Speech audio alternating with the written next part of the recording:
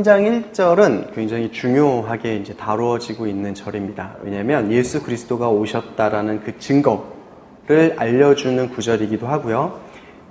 신약에서 세례 요한이 왔을 때 세례 요한에 대한 증거로서 이 말라기서를 예수님께서 직접 말씀하시기도 했어요. 말라기 선지자가 엄밀하게 말하면 예수님이 태어나시기 전에 완전 마지막은 아니고요. 세례 요한이 있으니까 그 마지막 선지자인데 구약시대의 마지막 선지자라고 이야기를 되는데 말라기 선지자 이후에는 하나님께서 어떤 선지자를 통해 보내시지도 않으셨고 어떤 음성이나 어떤 방법을 통해서도 이스라엘 백성에게 이야기하지 않으셔요. 그리고 400년간 그 상황이 지속이 됩니다. 그러니까 이스라엘 백성들한테 아무런 사인도 아무런 예언자도 없었던 거예요. 물론 거짓 예언자들은 계속 이야기를 했겠죠. 무언가를. 그렇지만 정말 하나님께서 보낸 선지자는 오지 않았습니다.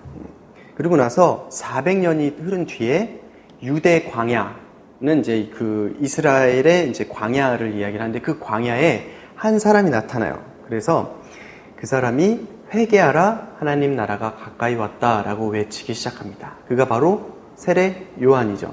예수님과는 먼 친척거리 되는데 이 세례 요한에 대해서는 예언자 이사야가 이렇게 이야기를 했습니다. 광야에서 외치는 사람의 소리가 있다. 주를 위해 길을 예비하라. 주의 길을 곧게 하라. 라고 말했던 사람이라고 마태복음 3장에서 세례 요한에 대해서 직접 소개해줘요. 그러니까 주의 길, 그리스도가 오시는 그 길을 예비할 사람으로서 하나님께서 보내신 사람이다. 라고 이사야 선지자가 세례 요한에 대해서 증거를 해요. 그리고 그에 대해서 예수님도 증거하십니다. 세례 요한이 예수님께 제자들을 보내요. 감옥에서. 그래서 뭐라 그러냐면 예수님 정말 당신이 우리가 기다리는 그분이십니까? 아니면 다른 사람을 기다려야 됩니까? 라고 물어보는 장면이 마태복음 11장이에요. 그러고 나서 이제 예수님께서 내가 그다 라고 이제 그 구원자 그리스도의 그 표적들을 알려주고 그렇게 전해라 라고 하고 제자들이 가니까 그러니까 이제 세례 요한의 제자들이 가니까 예수님께서 자신의 제자들에게 세례 요한에 대해서 이렇게 말합니다. 이 세례 요한은 이 사람에 대해서 성경이 이렇게 기록됐다. 보라, 내가 너의 앞에 내 사자를 보낸다. 그가 너의 길을 너의 앞서 준비할 것이다. 지금 우리가 읽은 말라기 3장 1절의 본문을 인용하셔서 말씀하신 거예요. 그러니까 그 본문에서 여기서 이제 예수님은 사자라고 표현했는데 우리말 성경의 3장 1절에서는 내 심부름꾼이라고 되어 있죠. 개역개정에서는 내 사자라고 되어 있습니다. 그래서 이 내가 보내는 내 심부름꾼이 세례 요한이라는 거예요.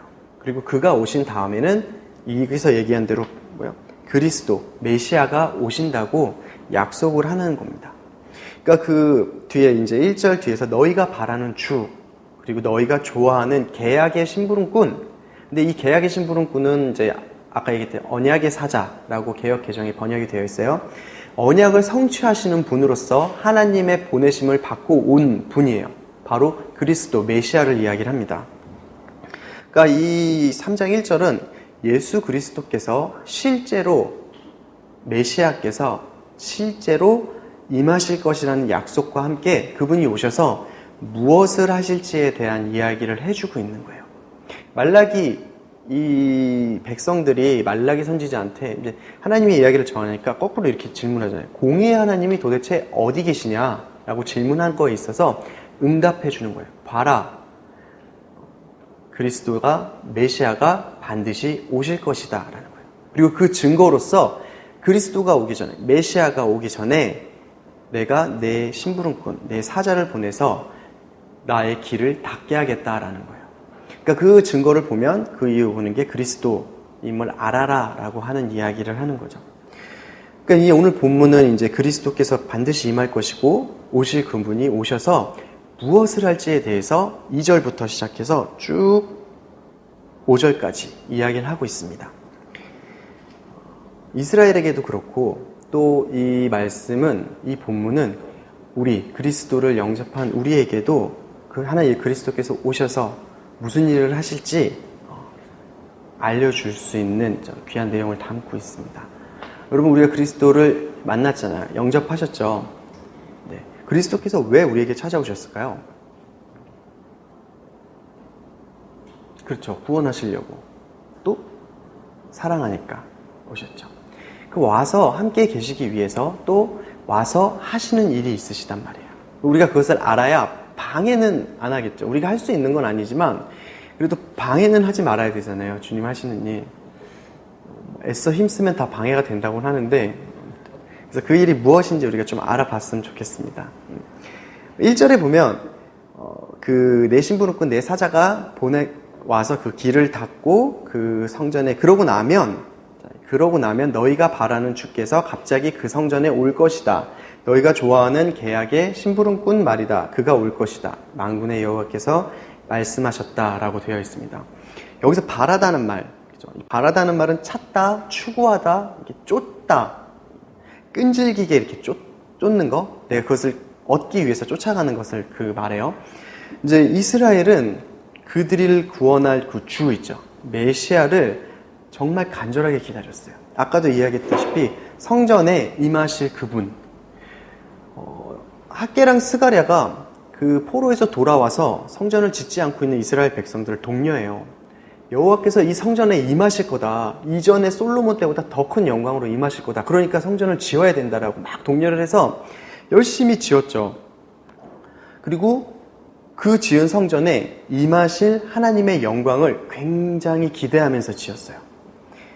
그리고 완공이 됐는데 솔로몬 때처럼 막 구름이, 하나님의 영광이, 그래서 엄청난 것을 볼 줄 알았는데 막상 그런 일이 없었던 거예요. 그래서 곧 오시겠지. 왜냐하면 학개랑 스가랴가 하나님 보내신 선지자고 하나님의 명령으로 지었으니까, 완공했으니까 오시겠지 라고 기다렸던 거예요.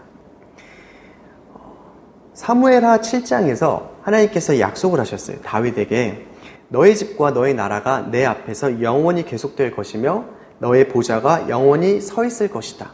이 말은 무슨 말이냐면 이스라엘의 다윗의 왕가의 혈통이 쭉 이어지면서 그 다윗의 왕가가 영원히 서 있을 거다. 이스라엘이 영원히 서 있을 거다. 그리고 그 말은 뭐냐면 하나님께서 그 이스라엘을 영원히 보존할 거다라는 말과 동일하잖아요. 그렇기 때문에 다윗한테 그 약속하신 대로, 하나님의 그 언약하신 대로 다윗의 후손으로서 이스라엘의 왕으로서 오는 메시아를 엄청 기다렸단 말이에요. 왜냐하면 그분이 오시면 무슨 일이 일어나냐면 다윗 때 가졌던 그 영광을 재현할 거라는 소망이 있었어요. 그가 오면, 그 메시아가 오면 우리나라 지금 이렇게 찌그러져 있는데 메시아만 오면은 이 열강들을 다, 이 이방 나라를 다 무릎 꿇리고 이방 나라 중에 가장 높은, 심지어는 먼 나라에서 사절단까지 찾아왔잖아요. 그 다윗의 시대 때, 솔로몬 때도. 그 영광으로 그 부강한 나라로 돌아갈 것이다 라는 확신이 있었고 믿음이 있었기 때문에 그것을 위해서 메시아를 굉장히 기다렸단 말이에요. 메시아께서 오셔서 자신들의 나라를 회복시키고, 지금은 왕도 없잖아요. 통치를 받고 있어서 이방 나라들로부터 자신들을 구원하시고 모든 이방 나라를 다 무릎 꿇리시고 그 위에 이스라엘, 자신들의 나라를 가장 높이실 것이다 라는 소망이 있었기 때문에, 그리고 성전에 오실 것이라는 소망이 있었기 때문에 그 언약의 사자, 여기서는 계약의 심부름꾼이라고 말한 메시아, 그리스도를 엄청 바라고 엄청 기다렸단 말이에요. 근데 말라기서에서 이러는 거예요. 봐라, 그가 그 성전에 올 것이다 라고 이야기를 한 거예요. 이스라엘 입장에서 이 말을 들었을 때 엄청 기뻤겠죠. 약속해 주신 거잖아요. 오신다고. 드디어 오신다고. 이제 됐다. 더 이제 다윗의 때처럼 우리는 부국강병, 이제 강해질 일만 남고 높아질 일만 남았구나 라고 생각을 했을 거예요. 근데 이어지는 말라기 선지자의 말을 들어보니 그게 아닌 거예요. 뭐지? 싶은 거죠. 그러니까 그리스도의 그 오심은 이들의 생각과는 전혀 다른 모양으로 오셨어요. 그가 올 것이다. 만군의 여호와께서 말씀하셨다라고 말씀하세요. 만군이라는 건 무슨 뜻일까요? 많은 군대예요. 모든 군대의 여호와래요. 그러니까 모든 병사들의 대장이신 하나님께서 말씀하셨다고 지칭을 하는 거예요. 근데 여기서 언약을 얘기하다 갑자기 이제 왜 군대의 대장을 말씀하신지, 군대 대장이라고 가리키고 있냐면, 물론 이제 이들이 바라는 건 다윗의 왕가의 혈통으로서 이렇게 해서 이제 열방을 다스려야 되니까 그런 여호와의 군대가 필요하다라고 생각을 했을 수도 있지만 그게 아니라 그 군대가 포위하고 있는 공격할 대상이 달라요. 이들은 당연히 우리의 메시아면 누구를 공격해요? 이방 나라를 공격해서 이길 줄 알았는데 그게 아니라 말을 들어보니 자신들을 포위하신다고 이 어감이 들어오는 거예요. 이게 무슨 뜻이냐면 여기서 그가 올 것이다 라는 그 오다라는 단어에 뭐가 있냐면 포위하다, 공격하다 라는 의미가 같이 들어있어요. 그러니까 그리스도가 오시는데 그냥 이렇게 오셔서 자 나를 따르라가 아니라 우리를 포위하고 우리를 공격하기 위해서 오신다라는 말을 가지고 있는 거예요. 무슨 말이냐면 만군의 여호와로서 전쟁 선포를 하시는데 그 대상이 열방, 이방 나라가 아니라 이스라엘이었던 거예요. 뒤에 이어지는 내용이도 보니 2절에서 그러나 그날을 누가 견딜 수 있겠냐? 그가 나타날 때 누가 서 있겠냐? 라고 물어보고 5절에서는 아예 대놓고 내가 심판하기 위해 가까이 너희에게 나아갈 것이다 라고 말씀하세요. 그러니까 이들은 자신들을 위해서 오실 줄 알았는데 그게 아니라 도리어 자신들을 포위하고 자신들을 공격하고 전쟁 선포라고. 그러니까 내가 생각했던 메시아의 그림이랑 너무 다른 거예요. 그러니까 그가 오시는 이유는 다른 게 아니라 심판을 위해서 오신다라는 거예요. 그 메시아가.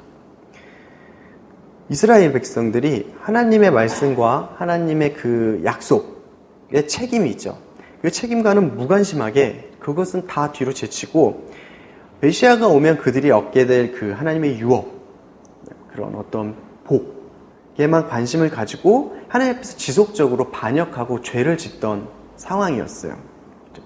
근데 이들은 자신들의 잘못은, 자신들의 죄악은 하나님 앞에서 돌이키고 회개할 생각은 없었던 거예요. 뭘 바랬냐면 우리는 그냥 이 상태 이대로 있으면 메시아가 오면은 여기서 우리만 해방된다라고 생각을 한 거예요. 자신들이 이렇게 있을 수밖에 없는 환경은 그냥 환경이 이래서 우리가 포로 잡혀오고 어려운 상황이니까 아니면 주변 나라들의 핍박과 고난 때문에 어쩔 수 없었다라는 핑계, 아니면 하나님께서 우리를 지켜주시지 않았기 때문에 우리가 이렇게 있을 수밖에 없었습니다 라고 이제 핑계를 대는 걸 수도 있겠죠. 그렇게 하면서 뭐라 그러냐면 자신들을 위협하고 우리들을 불편하게 했던, 우리를 포로 잡아갔던 그 이방 나라들 있잖아요. 주변 나라들, 우리를 공격하고 페르시아에 팔아넘겼던 그런 나라들이 그냥 멸망당하길 바란 거예요. 그러니까 메시아로 인해서 이스라엘이 가장 높은 나라가 되고 세상에서 높임받는 위치에 서기를 바랬고 부강한 나라가 되기를 바랬지, 메시아가 오셔서 하려는 것에 대해서는 생각하지 않는 거예요. 그래서 공의의 하나님이 어딨냐라고 외치지만 그들이 말하는 공의의 하나님은 자신, 그 이스라엘의 유익과 이스라엘의 평안을 위해서 이방 나라들에게만 한정지어서 펼쳐지는 공의에 대해서 이야기를 하는 거예요. 그러니까 이거죠. 하나님의 공의가 나한테는 적용이 안 되고 나를 괴롭히는 저들에게만 적용이 된다고 믿고 있었던 거예요. 근데 공의로우신 하나님의, 그 하나님의 공의가 사람을 가리고 하나님의 자녀, 하나님 백성이라고 그 죄를 그냥 묵과하시고 없이 하시지 않잖아요. 죄와 하나가 된 이스라엘을 그냥 보고 둘 수가 없는 거죠. 그렇기 때문에 하나님께서 그들에게 선포하시는 거예요. 너희가 그렇게 메시아를 바라고 기다렸는데 그가 오는 그날을 누가 견뎌낼 수 있겠냐라는 거예요. 너희라고 해서 하나님의 그 공의가 떨어졌을 때, 그 메시아가 와서 심판을 할 때 무사히 아무 일 없이 지나갈 수 있겠냐라는 거예요. 너희가 행한 일, 너희가 가진 그 죄들을 어떻게 그냥 가지고 있을 수 있겠냐라는 거예요. 그는 금을 재련하는 사람의 불 같고 세탁하는 사람의 비누 같을 것이다 라고 말씀하시는데, 불은 뭔가요? 금을 재련한대요. 금을 뜨겁게 달궈서 그 안에 불순물을 제거하는 역할을 하죠. 세탁하는 비누는요, 비누도 역시 얼룩이나 때를 제거하는 역할을 한단 말이에요. 그러니까 이스라엘의 악행과 이스라엘의 죄악을 제거하시겠다라는 거예요. 물론 이스라엘뿐만 아니라 메시아가 오셨을 때는 메시아 앞에 있는 모든 죄악과 악을 제거하시겠죠. 근데 그 대상이 이방 나라에 국한된 게 아니라 자신들은 택함 받았다고 말하는 이스라엘 백성에게도 똑같다라는 거예요. 그래서 5절에서 그러므로 내가 심판하기 위해 너희에게 가까이 나아가겠다. 마법사들, 점치는 자들이라 그래요. 간음하는 사람들, 거짓 증언하는 사람들, 그리고 일꾼의 품삯을 착취하고 과부와 고아를 압제하고 이방 사람의 권리를 박탈하면서도 나를 경외하지 않는 사람들에 대해 즉시 증인이 되겠다라는 거예요. 이 앞에 말한 그 모든 것들이 하나님의 율법, 하나님의 명령이었어요. 이방 사람들을, 나그네들을 선대하고 고아와 과부를 보호하고 도와주고 공정하게 일꾼들을 대하고 거짓 증언하지 말고 간음하지 말고 우상을 섬기지 말고, 이게 다 하나님의 명령인데 이걸 다 어긴 사람들에 대해서 하나님께서 증인이 되겠다는 거예요. 이들이 이런 마음이 있었을지도 모르겠습니다. 그래도 나는 선택받은 하나님의 백성이기 때문에 나도 죄인, 저도 죄인이지만 쟤는 더 큰 죄인이니까 하나님 그래도 우리는 이렇게 좀 이렇게 용서해 주시지 않을까라는 생각이 있었을 수도 있다라는 거예요. 그렇지 않다라는 거예요. 하나님 앞에서 작은 죄나 큰 죄나 동일한 죄고, 이스라엘 하나님의 백성이라도 하나님의 말씀을 어기고 하나님을 등진 죄는 하나님께서 그냥 두지 않으시고 반드시 제거하시겠다라는 거예요. 그렇기 때문에 이 모든 죄들은 어디서부터 오냐면 우리가 1장부터 같이 살펴본 내용 있잖아요. 하나님을 경외하지 않는 데에서부터 시작이 되는 거예요. 그래서 하나님을 경외하지 않는, 나를 경외하지 않는 사람들에 대해서 하나님께서 증인이 되시겠다라는 거예요. 메시아께서 오셔서 직접 증인이 되시겠다고 합니다. 거짓말하지 못하시는 그분, 온전히 참이신 그분께서 우리의 모든 것의 증인이 되겠다 하시는 거예요. 이스라엘이 행했던 아무도 모르게 행했다라고 한 그 모든 것에 대해서도 즉시 증인이 되시겠다라는 거예요. 그 말은 뭐냐면 아무데도 피할 데가 없다라는 거예요. 아무것도 숨길 수 없다라는 거예요. 메시아가 오셔서 심판을 시작하면 아무데도 숨을 수 없고 아무것도 숨길 수가 없어요. 우리가 한 모든 행위에 따라서 낱낱이 하나님께서 정산하신다고 합니다. 메시아가 그렇게 할 때 그 증인이 누구냐면 그걸 다 보고 계셨던 하나님께서 그 증인이 되신다는 거예요. 그러니 그 증인 앞에서 무엇이, 어떤 거짓이 통할 수 있고 어떤 속임이 통할 수 있겠어요? 아무것도 통하지 않고 다 심판받을 수밖에 없다라는 거예요. 그리고 나서 레위 자손들을 깨끗하게 하겠다라는 거예요. 이 5절에 보면 너는 다 심판받을 거야, 그러니 도망갈 길 없어가 아니에요. 하나님께서 여기서 하시고자 하는 말씀은 5절에 그러므로 내가 심판하기 위해 너희에게 가까이 나아가겠다라고 이야기를 하잖아요. 심판하기 위해서 가까이 나아가는데 그 앞에 뭐예요? 그러므로라는 거예요. 그러므로라면 그 앞에 3절과 4절 때문에 심판을 하겠다라는 거예요. 그러니까 심판이 있은 다음에 레위 족속들을 깨끗하게 하시겠다라는 거예요. 레위 자손들을 깨끗하게 하시기 위해서 그 죄를 먼저 제거해야 된다는 거예요. 그 악을 제거하셔야 된다는 거예요. 그러니까 하나님 앞에서 근데 이런 질문이잖아요. 사람이 심판받고 깨끗해져야 되는데 우리가 심판을 받으면 하나님 앞에 멀쩡히 설 수가 없죠. 우리가 가진 그 죄를 가지고 그저 그렇게 하나님 앞에 나아가면 심판을 통과하면 남는 게 없을 거예요. 그저 그냥 소멸, 죽음밖에 없잖아요. 공의의 하나님 앞에서 죄에 대한 처벌은 딱 하나예요. 죽음뿐입니다. 큰 죄나 작은 죄나 아무것도 상관없이 모든 죄는 다 죽음이라는 거예요. 그러니까 그 공의는, 죄에 대한 하나님의 그 정의는 어떻게 이루어지냐면 이 심판을 우리는 통과할 수가 없잖아요. 그래서 그리스도께서 오신 거예요. 그리스도께서 오셔서 그 심판을 받으셨어요. 심판하기 위해서 너희에게 가까이 나아가겠다. 하나님께서 심판을 하신 다음에 거룩하게 하실 건데 심판을 통과할 수 있는 인간이 없기 때문에 그 메시아, 그리스도께서 오셔서 하신 일은 우리의 죄를 가지고 심판을 받는 일인 거예요. 그래서 그가 심판을 받았기 때문에 우리가 그분과 함께 아직 다시 살리심을 받게 된 거고 이렇게 살아있을 수 있게 된 거죠. 하나님 앞에 깨끗함을 입게 된 거고 하나님과 화목할 수 있게 된 거예요. 그러니까 그리스도께서 오셔서 그 일을 하신 거예요. 죄에 대한 대가로서 십자가의 죽으심으로써 죄에 대한 대가를 지불하셨고 하나님의 공의에 대해서 만족을 이루셨고 심판을 이루신 거예요. 직접 몸으로 받으셨죠. 그러고 나서야 하나님께서 레위 자손들을 깨끗하게 하실 것이라는 거예요. 그리고 깨끗하게 하신다는 거고요. 그리고 그렇게 깨끗하게 된 레위 자손들은 여호와께 의로 예물을 드리게 돼서 여호와를 기쁘게 할 수 있다는 거예요. 우리가 하나님을 기쁘게 하고 싶다고 이렇게 고백하잖아요. 하나님을 기쁘게 할 수 있는 게 뭘까요?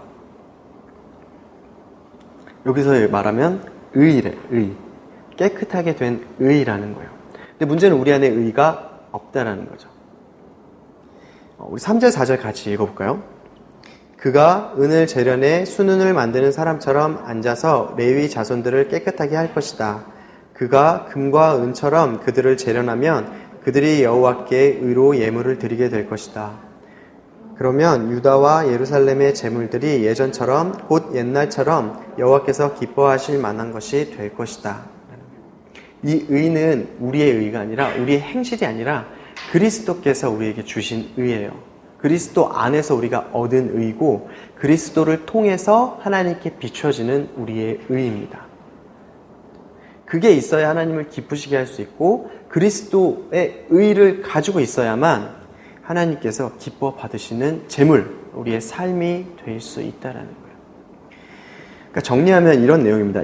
너희가 바라는 주께서 그 메시아께서 언약을 이루시기 위해서 오실 것인데 그가 오시는 이유는 너희들의 생각과는 달리 심판을 위해서 오시는 것이다. 그리고 그 심판은 그 메시아께서 죄에 대한 심판을 스스로 감당하실 것이고 그 감당하심으로 그 심판을 하나님의 공의를 이루셨습니다. 그리고 그렇게 그리스도 안에서 레위 자손들은 지금 그리스도인들을 말합니다. 우리들은 깨끗하게 되어서 여호와께 그리스도의 의로 예물을 드리게 되고 그 예물은 여호와께서 기뻐하실 만한 것이 될 것이라는 거예요. 네, 내용은 어렵지 않죠. 네. 여러분 이걸 들으면서 우리가 이제 몇 가지 같이 좀 생각을 해봤으면 좋겠습니다. 그래서 한 두세 가지 정도로 우리가 같이 좀 생각하면서 이야기를 나누고 싶은데 이스라엘은 자신들이 바라는 메시아 상이 있었어요. 어떤 메시아가 오실 것이다. 그 메시아가 나를 이렇게 구원하실 것이다. 우리나라를 이렇게 구원하실 것이다. 그 자신의 생각이 너무나 확고해서 진짜 메시아가 왔을 때 모든 증거가, 모든 성경이 그리스도가 메시아이심을 가리키고 있음에도 불구하고 예수가 그리스도이심을 가리키고 있음에도 불구하고 부정해버렸단 말이에요. 듣지 못하고 안 들었어요. 여러분 우리에게 그리고 이 세상에서 사람들이 아니요 우리 생각만 합시다. 일단 우리가 생각한 그리스도는 어떤 분이신가요? 나의 삶에서 일하시고 나를 인도하시고 끌고 가시는 그 그리스도는 어떤 분이십니까? 내가 생각하는 그리스도가 혹시 있습니까? 근데 그게 다가 아닐 수도 있고 심지어는 틀릴 수도 있다는 거예요. 그분은 우리를 모든 열방 나라들을, 이방 나라들을 눌러서 높이기 위해 오시는 분이 아니시라는 거예요.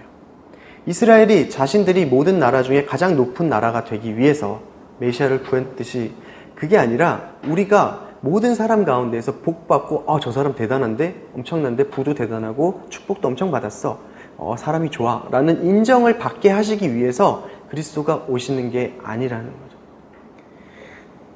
우리가 혹시라도 우리 마음속에 우리의 평안과 우리의 부와 나의 어떤 만족을 위해서 그리스도를 찾을 때가 있지 않는지 자세히 살펴보았으면 좋겠어요. 그런 마음이 드는 것 자체가 우리가 그리스도를 모른다라는 게 아니라 우리는 인간이라 우리는 악한 존재라 그런 마음이 종종 들어요.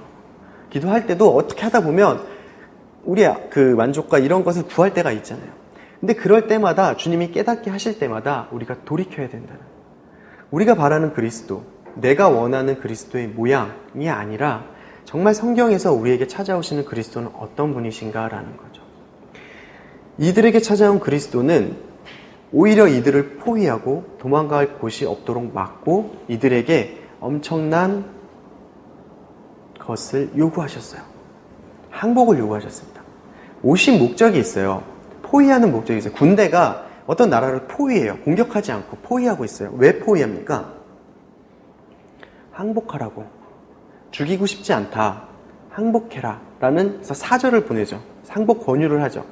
그런데 나는 항복 안 하겠다. 결사하고 덤벼! 이랬는데 그 나라가 또 안 들어오고 좀 이따 사절을 또 보내요. 항복해라.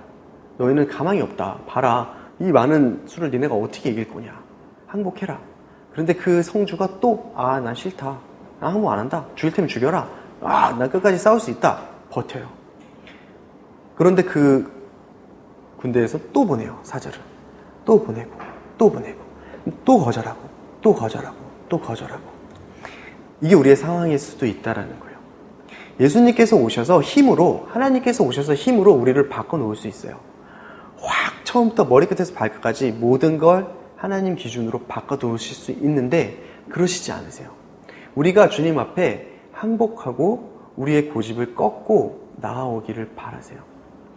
하나님께서 우리에게 항복하라고 하시는 부분이 있습니다. 혹시 생각나는 게 있으신가요? 마음에 내가 정말 이것만은 포기하지 못하고 내가 정말 이것만은 붙들고 놓지 못하겠다라는 것. 그들이 바라던 주라 그랬잖아요. 주는 주인이란 뜻이잖아요.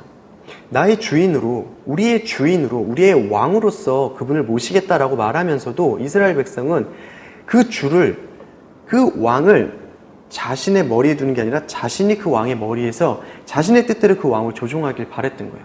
그래서 자신의 뜻대로 열방을 통일하길 바랬던 거고 높아지길 바랬던 거예요. 우리가 그리스도를 어떻게 바라보고 주라고 고백하면서 끝까지 놓치지 않는 부분이 있을 수도 있다라는 거예요. 내가 원하는 것을 이루기 위해서 주님을 이렇게 드리블하는 거죠. 주님 이걸 통해서 내가 더 큰 포장해서.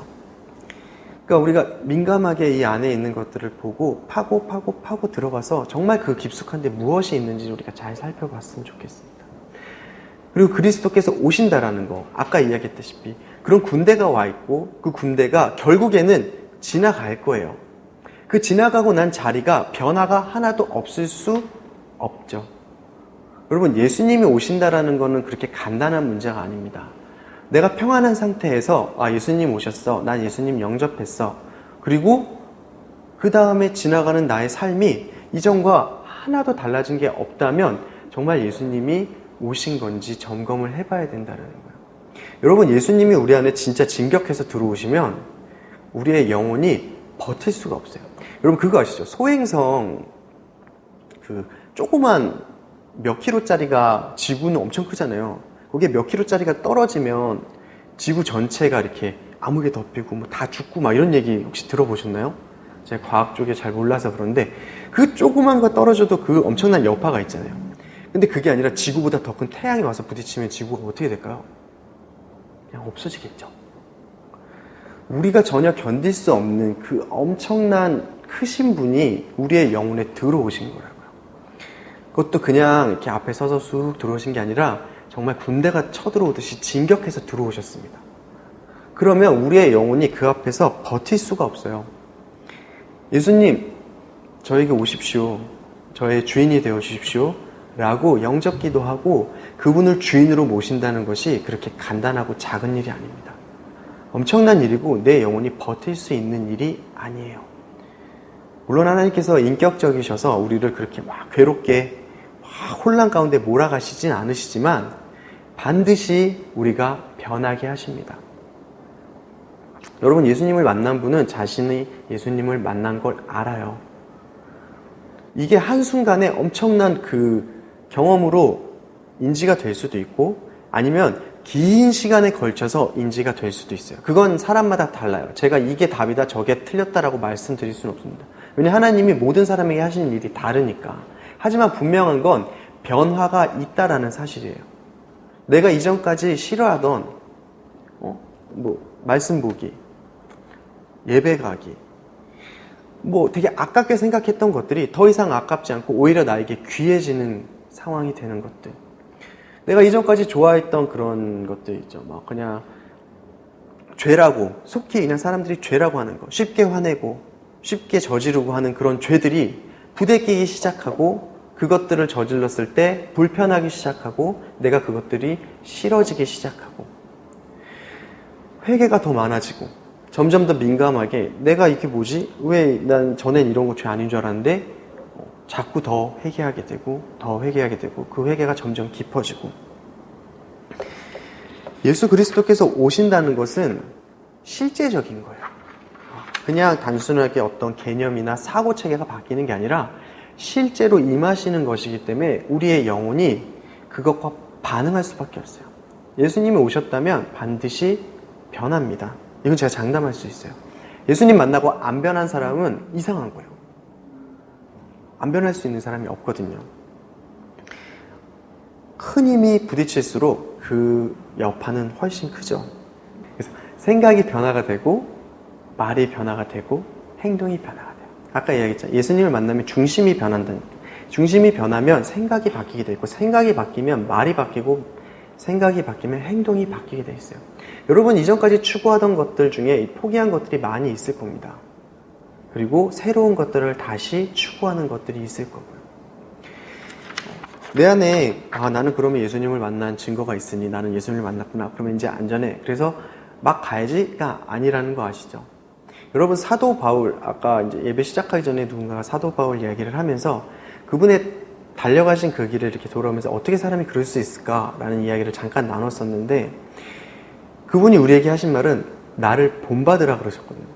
그리고 그분이 뭐라 그러셨냐면 나는 이미 얻었거나 온전해진 것이 아니라 그것을 붙잡으려고 여전히 쫓아가고 있다라는 거예요. 그리스도께 나아가는 게 방해가 되는 것이라면 난 그게 무엇이든지 다 배설물로 여기고 다 해로운 것으로 여기고 포기하고 나는 그리스도께 나아갈 거라고 고백을 하고 있단 말이에요. 그런 것을 본받으라고 이야기를 합니다. 우리가 우리 안에 그리스도 안에 잘 서 있다라는 확신, 그런 마음이 들 때 우리는 더 그리스도 앞으로 나아가기를 힘써야 돼요. 그래서 우리가 그것을 멈추지 않았으면 좋겠습니다.